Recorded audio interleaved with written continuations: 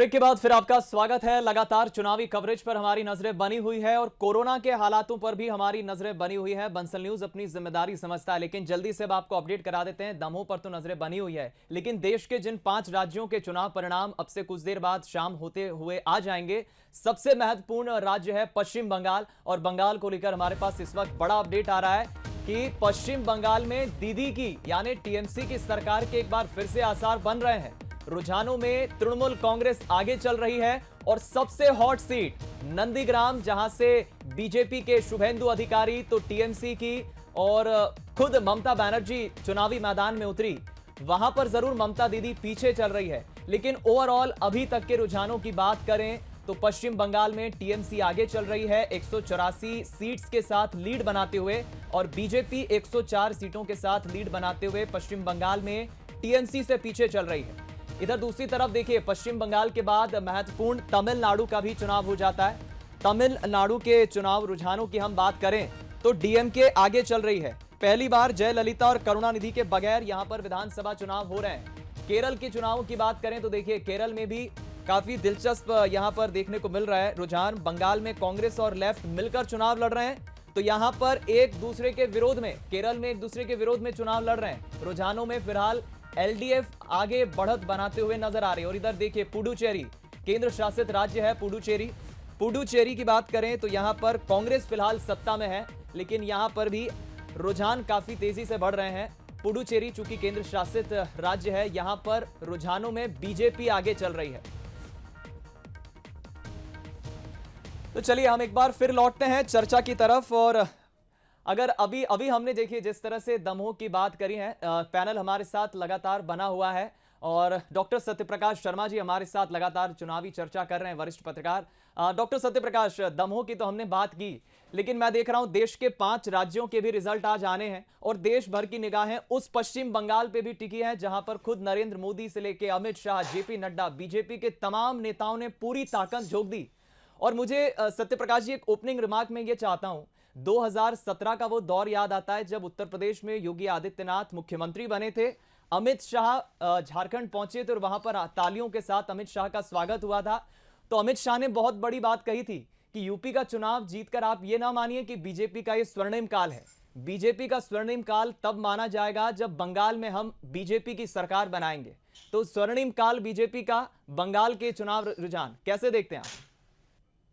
जी जी, दीपक जी, पूरे देश की निगाहें बस बंगाल के असेंबली इलेक्शंस पर है, क्योंकि सेंट्रल बीजेपी ने ना केवल 7-8 महीने से, बल्कि जो आप बता रहे 2017 से, after winning in the UP elections, BJP ने पूरी ताकत वहां झोंक रखी थी।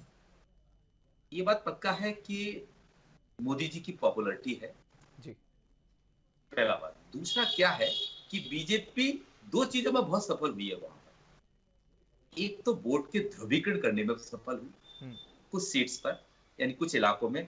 तीसरा, दूसरी चीज जो है, एक तो ध्रुवीकरण, दूसरा उन्होंने क्या किया कि जो दलित वोट है वहां एसटी और एससी का जो वोट है उस कम्युनिटी में अपनी पकड़ बनाई, हिंदी भाषी क्षेत्र में भी पकड़ बनाई और वहां पर अपने आप को बढ़ाने का काम किया जी। और ड्यूरिंग द इलेक्शंस एक बड़ा काम किया कि उन्होंने दीदी को ज्यादातर टाइम नंदीग्राम में घेर लिया जी।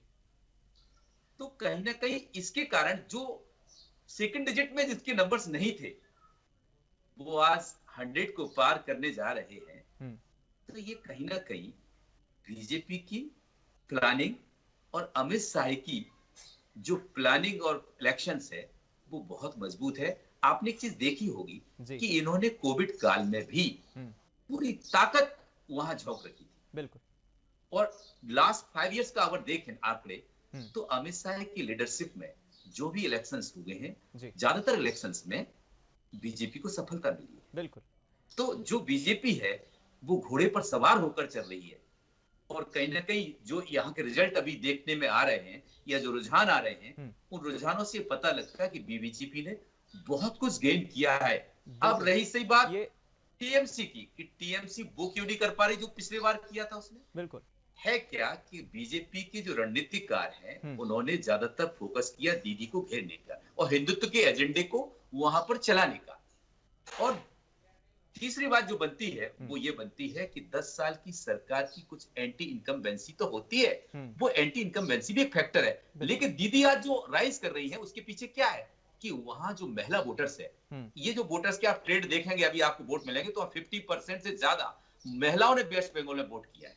ये बहुत और महत्वपूर्ण वहां पर बात जो डॉक्टर सत्यप्रकाश आप कह रहे हैं, लेकिन मैं ये भी देख रहा हूं कि बंगाल के चुनाव को हमने ये भी देखा है कि कोरोना के पीक पीरियड में आने के बाद बीते 15-20 दिनों की मैं बात करूं तो चुनावी ट्रेंड काफी कुछ, यानी कि एक नया नैरेटिव सेट हो गया पश्चिम बंगाल में।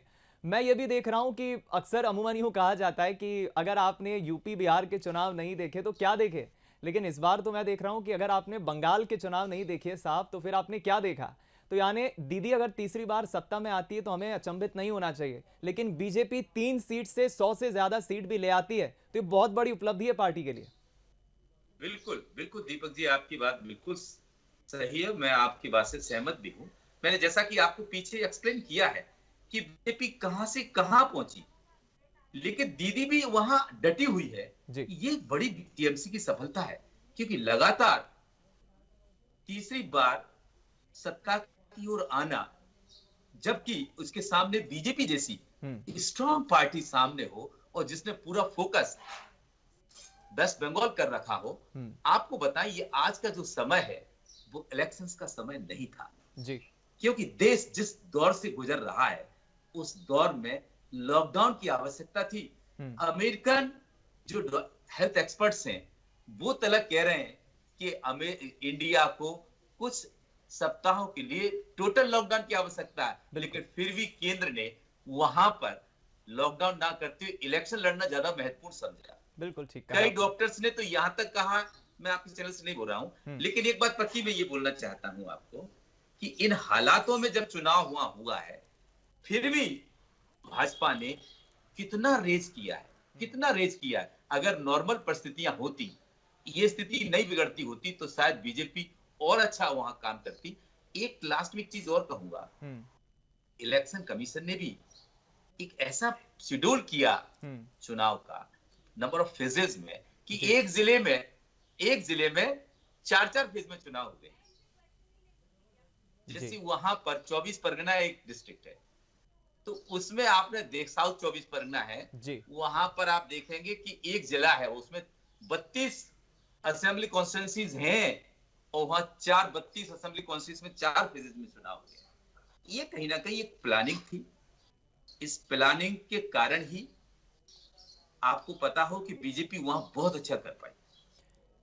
बहुत महत्वपूर्ण बात डॉक्टर सत्यप्रकाश आपने कही है, और मैं ये भी देख रहा हूं कि ठीक है, वक्त के साथ थोड़ा कोरोना को लेकर जरूर एक चुनावी नैरेटिव बंगाल में बदला है, असम में, तमिलनाडु में, केरल में इतना नहीं देखने को मिला जितना बंगाल में देखने को मिला है। लेकिन अब बड़ा मसला ये है कि शाम होते होते बंगाल के रुझान किस तरफ जाते हैं, इस पर जरूर हम चर्चा करेंगे। दिलचस्प रुझान अभी बंगाल से और 5 राज्यों से आ रहे हैं, लेकिन हमें महत्वपूर्ण सत्यप्रकाश जी इस पर भी बात करना जरूरी हो जाता है कि मध्य प्रदेश की दमोह सीट के रुझान क्या कह रहे हैं और शाम होते होते परिणाम किस तरफ आते हैं। अपडेट के लिए मैं रुक करूंगा, मेरी सहयोगी जया इस वक्त कुछ अपडेट्स के साथ मेरे साथ जुड़ गए हैं। जी बिल्कुल, तो पश्चिम बंगाल के साथ ही बाकी राज्यों के चुनावों पर तो हम नजर बनाए हुए हैं, लेकिन दमोह उपचुनाव जहां तीसरे राउंड की काउंटिंग पूरी हो चुकी है, कांग्रेस के अजय टंडन 1815 मतों से आगे चल रहे हैं इस वक्त।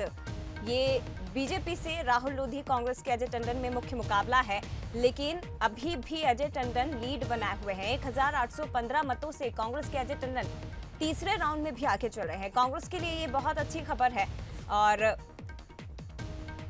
दोनों के बीच मुख्य मुकाबला, राहुल लोधी कांग्रेस के अजय टंडन में बीच मुख्य मुकाबला और कांटे की टक्कर, लेकिन कांग्रेस के अजय टंडन तीसरे राउंड में भी 1815 मतों से आगे बढ़ गए हैं, लीड बनाए हुए हैं लगातार राहुल लोधी के ऊपर। तो काउंटिंग चल रही है इस वक्त दमोह में उपचुनाव की, लेकिन तीसरे राउंड की काउंटिंग पूरी हो चुकी है। संवाददाता मनीष सोनी हमारे साथ लगातार अपडेट्स के लिए फोन लाइन पर जुड़े हुए हैं। मनीष, क्या अपडेट मिल पा रहा है? तीसरे राउंड में भी कांग्रेस के अजय टंडन आगे चल रहे हैं, लीड बनाई हुई है राहुल लोधी पर। बिल्कुल बिल्कुल, ये तीसरा राउंड है वो कंप्लीट हो चुका है और इसका फाइनल सीट भी आ गई है। इसमें 1815 मतों से कांग्रेस के प्रत्याशी अजय टंडन आगे चल रहे हैं, और भारतीय जनता पार्टी के प्रत्याशी राहुल सिंह पीछे चल रहे हैं। कुल मिलाकर ये कहा जा सकता है कि जो लीड शुरुआती राउंड में शुरू हुई थी वो लगातार अभी भी कायम चल रही है। पहले राउंड, दूसरे राउंड और तीसरे राउंड में ये लीड बढ़कर 1815 मतों की हो चुकी है। जी बिल्कुल, शुक्रिया आपका मनीष फिलहाल जानकारी के लिए, लेकिन अपडेट्स आपसे लगातार हम लेते रहेंगे। एक बार फिर से आपको बता दें, दबों का दंगल लगातार जारी है, लेकिन दबंग कौन रहेगा ये कुछ देर बाद स्पष्ट होगा। हालांकि तीसरे राउंड की जो काउंटिंग है वो पूरी हो चुकी है और लगातार कांग्रेस प्रत्याशी अजय टंडन बीजेपी के ऊपर राहुल लोधी पर लीड बनाए हुए हैं। 1815 मतों की लीड बनी हुई है। और चलिए, मेहमान हमारे साथ लगातार जुड़े हुए वरिष्ठ पत्रकार डॉक्टर सत्यप्रकाश शर्मा जी। सत्यप्रकाश जी, अब से कुछ देर पहले पश्चिम बंगाल के चुनावों पर हम बात कर रहे थे, लेकिन अब फिर से एक बार दमोह के उपचुनाव पर हम आते हैं। और लगातार अगर बात की जाए तो अजय टंडन बीजेपी के जो प्रत्याशी हैं राहुल लोधी लीड बनाए हुए हैं उन पर। अब अगर ये आंकड़ा देखें, अजय टंडन की अगर बात की जाए सर, तो अजय टंडन यहाँ से अगर जीतते हैं, कांग्रेस अगर यहाँ से जीतती है, तो कितनी कांग्रेस के आत्मविश्वास में बढ़ोतरी आप देखते हैं उस समय के बाद जब 28 विधानसभा के उपचुनाव जो हुए थे उसमें हारी थी कांग्रेस? जी जी, जो ट्रेंड है पहले, दूसरे और तीसरे राउंड की रिजल्ट, इन तीनों रिजल्ट में देखें आप तो सक्सेसिवली आप देख रहे हैं कि जो मार्जिन है वो बढ़ता चला जा रहा है। अगर ये मार्जिन 5000 को क्रॉस कर जाता है तो अक्सर आपने ऐसे देखे होंगे कि फिर बाद में इस मार्जिन को पूरा करने में बहुत मुश्किल होती है जो रनर्स है। तो राहुल लोधी लगातार तीसरे में भी पिछड़ गए हैं और आप देख रहे हैं कि मार्जिन हर राउंड पर बढ़ रहा है, घट भी नहीं रहा है, लगातार बढ़ता चला जा रहा है। ये ट्रेंड ये बता रहा है कि कहीं ना कहीं कांग्रेस इस सीट को जीतने की ओर है और भाजपा इसको लूज कर रही है। इसके पीछे सबसे बड़ा कांग्रेस ने जो प्लान किया था इस सीट को लड़ने का, इंटरनली उन्होंने बहुत काम किया। एक चीज मुझे याद आ रही है, आपके चैनल पर ही मैंने सुनी थी कि जब ये वाइस एमएलए कांग्रेस के सिंधिया जी के साथ भाजपा की तरफ चले गए और उसका परिणाम हुआ कि मध्य प्रदेश में कमलनाथ लीड गवर्नमेंट माइनॉरिटी में आ गई, शिवराज सिंह जी मुख्यमंत्री बन गए। उसी दौरान आपको पता हो, बंसल न्यूज पर ही कि राहुल लोधी ने एक इंटरव्यू में आपके न्यूज एडिटर त्रिवेदी जी से कहा था, कहीं ना कहीं उसका भी कांग्रेस ने इस इलेक्शनिंग में फायदा उठाया है। क्योंकि ये तब क्या कह रहे थे, अब क्या कह रहे थे, ये कहने की अगर कांग्रेस इस सीट को जीतती है तो उनकी दो बातों, एक आज बीजेपी की तरह कल कांग्रेस की तरह थे, इन दोनों बातों को लेकर बीजेपी अपने काम में सफल हुई है और जनता के दिमाग में या वोटरों के दिमाग में उन्होंने ये जमा दिया है कि ये राहुल लोधी ने कांग्रेस के साथ धोखा दिया है। तो कहीं ना कहीं ये धोखा देना हार रहा है और इसको भुनाने वाले कांग्रेस पार्टी वहां जीत रही है। आपको एक चीज और अच्छी बात बताओ, केवल 2018 का इलेक्शन छोड़ दो तो पुराने जितने भी इलेक्शन हैं, शायद 1950 से 1961 से इलेक्शंस हैं, आप पूरे इलेक्शंस देखेंगे असेंबली के, वहां पर वहां की पब्लिक ने बहुत अच्छा मैंडेट दिया है कि किसी एक जाति के साथ नहीं गए, जबकि बुंदेलखंड की ज्यादातर कॉन्स्टिट्यूएंसी जातिगत आधार पर है। दमोह ऐसी है कि वहां उन्होंने पंजाबी को जिताया, कायस्थ को जिताया, ब्राह्मण को जिताया, वैश्य को जिताया। तो वो किसी एक जाति का, राहुल लोधी पहले थे दमोह से जो वहां जीते हैं। तो आपको एक चीज क्लियर मान लेना चाहिए कि वहां की जनता लोकतंत्र में विश्वास करती है और अगर जो भी रिजल्ट आएगा उस रिजल्ट में यह मान के चलना कि वहां की जनता समझदारी का वोट करेगी और जिसके कारण परिणाम या तो कांग्रेस में आता है या भाजपा में आता है। लेकिन मैं अभी भी कह रहा हूं कि यह निश्चित नहीं है कि कौन सी पार्टी वहां जीत दर्ज करेगी। सप्लीमेंट सवाल मैं पूछना चाह रहा हूं सत्यप्रकाश जी, ठीक है, जीत किसकी होगी ये कुछ वक्त बाद, कुछ घंटों बाद स्थिति स्पष्ट हो जाएगी, लेकिन जीत का मार्जिन सत्यप्रकाश जी आप क्या समझते हैं? क्योंकि 2018 के नतीजे हम देखें तो राहुल सिंह लोधी जयंत मलैया को सिर्फ 750 कुछ वोटों से हराते हैं। लीड ज्यादा नहीं है, 750 बिल्कुल। तो ये इस बार की लीड क्या होगी, चाहे जीत बीजेपी की हो या कांग्रेस की हो, कट टू नेक फाइट नजर आ रही है। तो क्या आप मानते हैं कि एक तरफा जीत होगी या बहुत करीबी मुकाबला होगा, चाहे बीजेपी चाहे कांग्रेस? बिल्कुल दीपक जी, आपने सही कहा है, ये अच्छा प्रश्न है। लेकिन जो ट्रेंड्स हैं, हम ट्रेंड्स को देखकर ही बोल सकते हैं, या पिछले जो इलेक्शन कैंपेन रहा उसको देख के देखें तो ये लगता था कि बीजेपी दिखती थी और लगता था बीजेपी चुनाव ये जीत जाएगी। लेकिन ट्रेंड्स को देखें कि हर राउंड पर लगभग 500 वोट एवरेज मान के चले, 500 से 600 वोट से आगे आ रहे हैं। अगर इसको 26 में मल्टीप्लाई कर दो एवरेज लेके, तो 26 तो आपको कितना वोट नजर आएगा? लगभग 10,000। मुझे ऐसा लगता है कि अगर ये चुनाव कांग्रेस जीतती है तो टंडन 8 से 10,000 वोटों से इस चुनाव को जीत सकते हैं, बशर्ते ट्रेंड में कोई लंबा उलटफेर ना हो। जब बल्कि ये पक्की है 10,000 से ऊपर ये जीत शायद मेरी नजर में दिखती नहीं है। और एक महत्वपूर्ण चीज मैं ये भी देख रहा था डॉक्टर सत्यप्रकाश, चूंकि कुछ राजनीतिक विश्लेषकों का, खासतौर पे कांग्रेस के नेताओं का यह मानना था कि क्या इतिहास फिर से दोहराएगा, क्या जयंत मलैया फिर से कोई दूसरे खुसमरिया बनेंगे। 2018 में अगर जयंत मलैया हारते हैं तो उसका बहुत कुछ दोषी उस खुसमरिया को भी माना जाता है कि उसकी वजह से शायद बीजेपी जीत नहीं पाई 18 के चुनाव। लेकिन इस बार हम ये देख रहे हैं कि जयंत मलैया खुद या तो अपने लिए या अपने बेटे सिद्धार्थ मलैया के लिए भी टिकट के लिए लगे थे, लेकिन पार्टी ने टिकट राहुल सिंह लोधी को ही दिया। अब कांग्रेस ये कह रही है कि बिल्कुल देखिए आप, जो जयंत मलैया साहब को टिकट नहीं मिला उसका खामियाजा पार्टी को मिलेगा और फायदा कांग्रेस को मिलेगा। ये भी एक गणित हो सकता है। जी दीपक जी, देखिए अब आपको बहुत अच्छी बात बताएं। जब 22 एमएलए भाजपा में कांग्रेस से गए, लेकिन उसके बाद आपने दो एमएलए जौरा और ब्यावरा, इन दो को छोड़ दो। इसके बाद बकाया के जो 4 कैंडिडेट थे वो हवा में चले गए, क्योंकि जाने के कारण वो हवा के जाने। इसी प्रकार से राहुल लोधी तो बिल्कुल 28 के बाद गए। तो 28 में उस समय जो स्थिति थी, उस समय भाजपा ने क्यों जीत दर्ज की?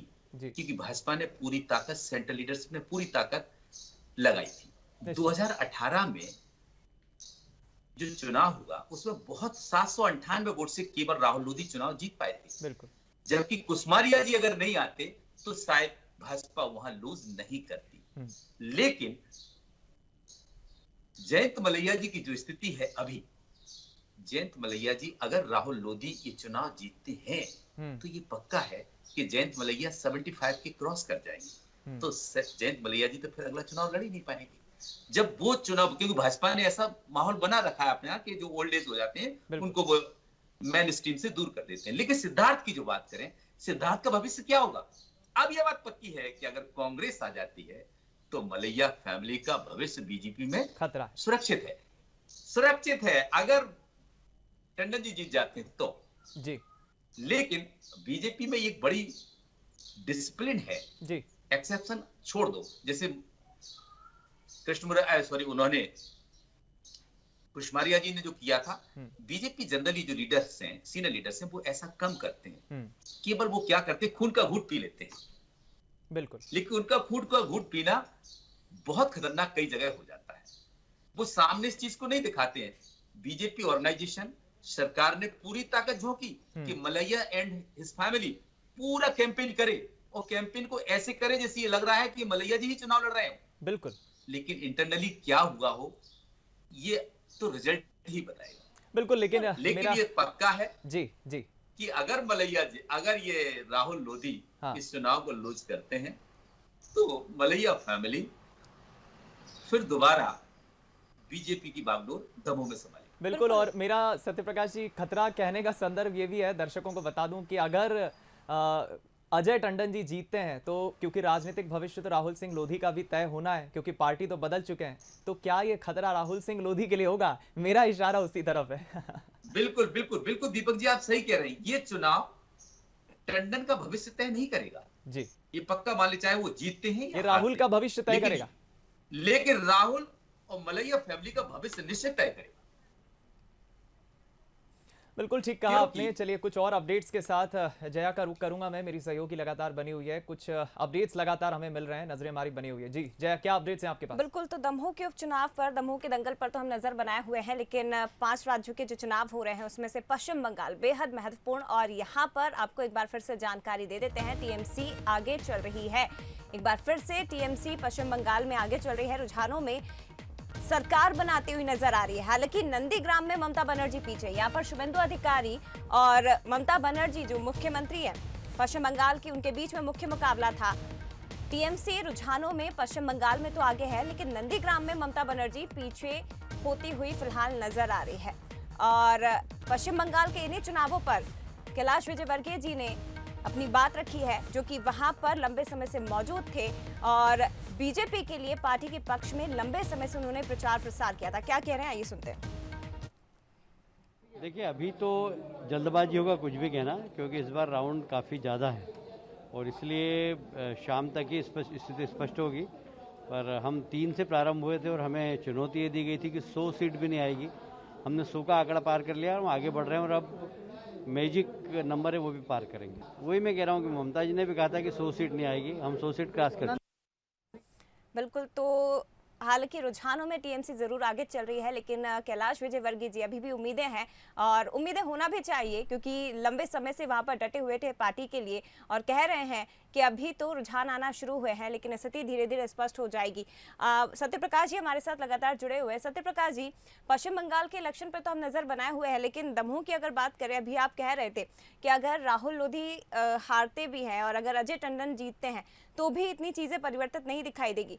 अगर हम कोरोना काल की बात करें, क्योंकि उसी समय में ये उपचुनाव हुए हैं, अगर राहुल सिंह लोधी जीतते हैं या अजय टंडन जीते, दोनों में से कोई भी प्रत्याशी जीते, चुनौती सबसे बड़ी उसके सामने ये है कि यहाँ पर कोविड से निपटना है और कैसे निपटा जाए। जी जया जी, एक्चुअली इस समय जो सिचुएशन है वो केवल दमोह में नहीं बल्कि पूरे देश में है। बिल्कुल, देश पूरे बुरे दौर से गुजर रहा है और सेंट्रल इंडिया के कुछ राज्य तो बहुत बुरे दौर से गुजर रहे हैं। बिल्कुल, थोड़ा सा एक चीज बीच में मुझे एक याद आ गई तो मैं कहना चाहता हूँ, फिर इसके बाद आपके सवाल पर आऊंगा। हाँ बिल्कुल सर।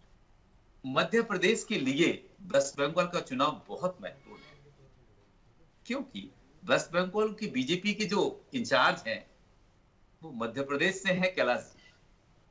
तो कैलाश जी की साख का चुनाव है ये, क्योंकि कैलाश जी के मध्य प्रदेश में राजनीतिक भविष्य को तय करेगा। और सत्यप्रकाश जी, ससुराल भी कैलाश विजयवर्गीय का बंगाली है, इसका प्रभाव पड़ेगा? यस इसका प्रभाव पड़ेगा। तो आज प्रभाव देख तो रहा है, कैलाश जी ने पूरी ताकत कोरोना काल में भी वहां झोंकी है, और अगर वो प्रभाव नहीं होता कि तो वो कह रहे हैं, ये सच्ची बात है कि 3 से 100 को पार नहीं कर पाए।